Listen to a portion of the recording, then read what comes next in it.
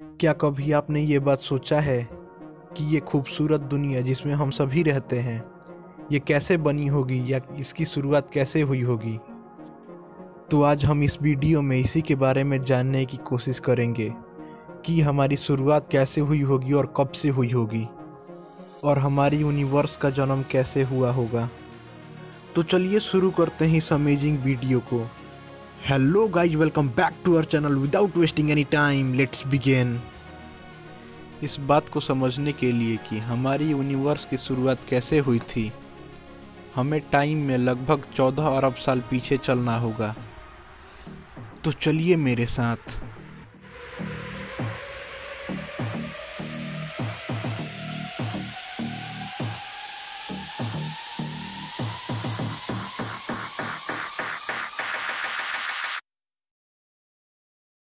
आज से 14 अरब साल पहले एक एटम से भी छोटे पार्टिकल में हमारा पूरा ब्रह्मांड समाया हुआ था। हमारी पूरी जिंदगी जो हम देख सकते हैं, जो महसूस कर सकते हैं, वो सभी उस एटम से भी छोटे पार्टिकल में समाया हुआ था।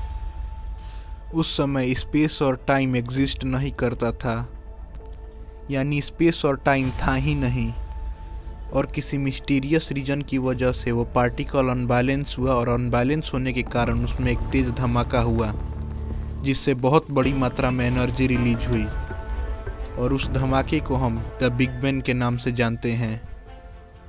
और उस धमाके के बाद स्पेस का जन्म हुआ और टाइम अपने अस्तित्व में आया। जिस वक्त बिग बैंग हुआ उस वक्त हमारे ब्रह्मांड का टेम्परेचर बहुत ज़्यादा बढ़ गया था, इतना ज़्यादा कि मैं उसे आसानी से स्क्रीन पर भी नहीं दिखा सकता। मगर ये टेम्परेचर ज़्यादा देर तक टिका नहीं। कुछ ही सेकेंड के अंदर हमारे यूनिवर्स का टेम्परेचर गिर के 10 बिलियन डिग्रीज के आसपास आ गया। और कुछ समय के बाद बिग बैंग से निकली हुई एनर्जी ठंडी होती गई, जिसके बाद वो एनर्जी क्वार्क्स पार्टिकल में बदल गई, जिसके बाद क्वार्क्स पार्टिकल जुड़ते गए और सब एटॉमिक पार्टिकल्स में बदल गए। और उस सब एटॉमिक पार्टिकल से मैटर और एंटी मैटर का निर्माण हुआ। और हाँ, एंटी मैटर के बारे में मैं आपको कुछ बता दूं। एंटी मैटर मैटर के अपोजिट होता है, यानी मैटर में इलेक्ट्रॉन पे माइनस चार्ज और प्रोटॉन पे प्लस चार्ज होता है, वहीं एंटी मैटर में इलेक्ट्रॉन पे प्लस चार्ज और प्रोटॉन पे माइनस चार्ज होता है। और हाँ, दोनों के सब एटॉमिक पार्टिकल्स पे अपोजिट चार्ज होने के कारण जब मैटर और एंटी मैटर आपस में मिलते हैं तो हैवी अमाउंट में एनर्जी रिलीज करते हैं और ख़त्म हो जाते हैं। हैवी अमाउंट से मेरा मतलब था इससे निकली हुई एनर्जी फ्यूजन रिएक्शन से निकलने वाली एनर्जी से भी हजारों गुना ज़्यादा होती है। और बिग बैंग के बाद मैटर और एंटी मैटर का इक्वल अमाउंट में फॉर्मेशन हुआ था। उसके बाद मैटर और एंटी मैटर आपस में मिलते गए और मिलने के बाद ख़त्म होते गए।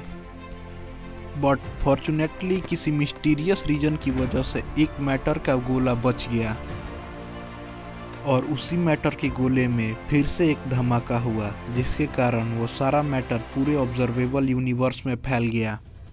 और यूनिवर्स में फैले सभी एटम्स में सबसे ज़्यादा अमाउंट हाइड्रोजन के एटम्स की थी। उस वक्त पूरा यूनिवर्स स्पेस डस्ट से भरा हुआ था, यानी पूरे ब्रह्मांड में धूल के ही बादल फैले हुए थे। और उन्हीं धूल के बादलों में कहीं हाइड्रोजन के एटम आपस में करीब आते गए, और वो हाइड्रोजन के एटम आपस में मिलकर एक बड़े बॉल का निर्माण किया।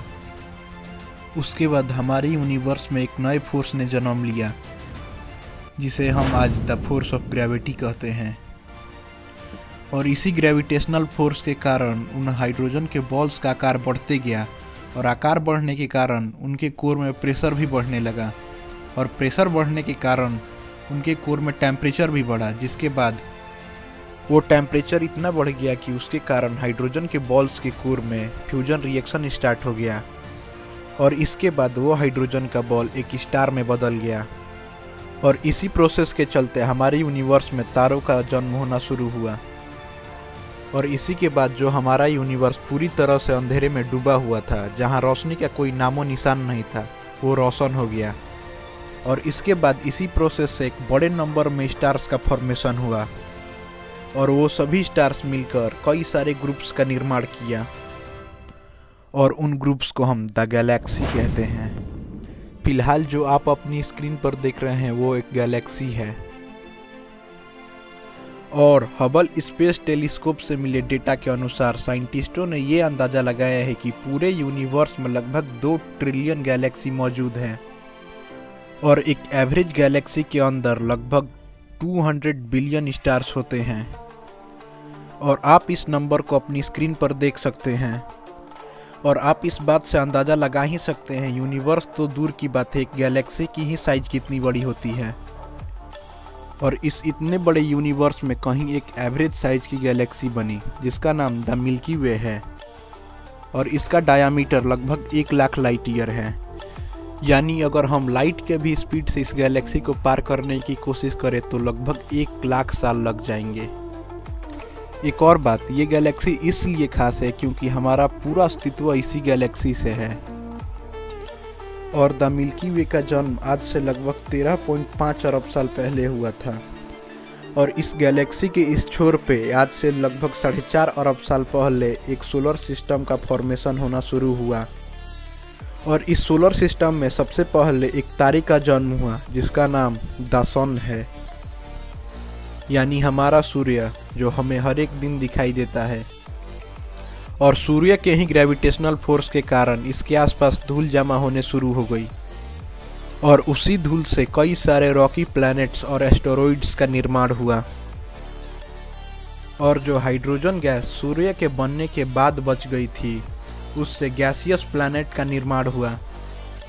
गैसियस प्लैनेट और रॉकी प्लैनेट में ये अंतर होता है कि रॉकी प्लैनेट की सरफेस सॉलिड होती है और गैसियस प्लैनेट पूरी तरह से हाइड्रोजन गैस से बने होते हैं। और इस सोलर सिस्टम में बने सभी प्लैनेट के नाम कुछ यही हैं: मरकरी, वेनस, अर्थ, मार्स, जुपिटर, सटर्न, यूरेनस और नेपच्यून। और इनमें से एक ग्रह बहुत ही खास है जिसका नाम दी अर्थ है क्योंकि लाइफ की शुरुआत सक्सेसफुल इसी ग्रह पे हुई है और इसी ग्रह पे लाखों करोड़ों प्रकार के एनिमल और प्लांट का जन्म हुआ और उनका घर रहा था और है। और अर्थ यानी धरती ये बहुत ही स्पेशल ग्रह है और इसी ग्रह के किसी जगह पे आप मेरी वीडियो देख रहे हैं, मगर इस इतने स्पेशल ग्रह का हमने क्या हाल किया है ये बात हम सभी को पता है और हम इसे पूरी तरह से ठीक भी नहीं कर सकते, लेकिन एटलीस्ट कोशिश तो कर सकते हैं। अगर ये वीडियो आपको अच्छी लगी हो तो जाने से पहले लाइक और सब्सक्राइब और शेयर जरूर कर देना। तो इस वीडियो को यहीं ख़त्म करते हैं और मिलता हूँ आपसे अगली वीडियो में।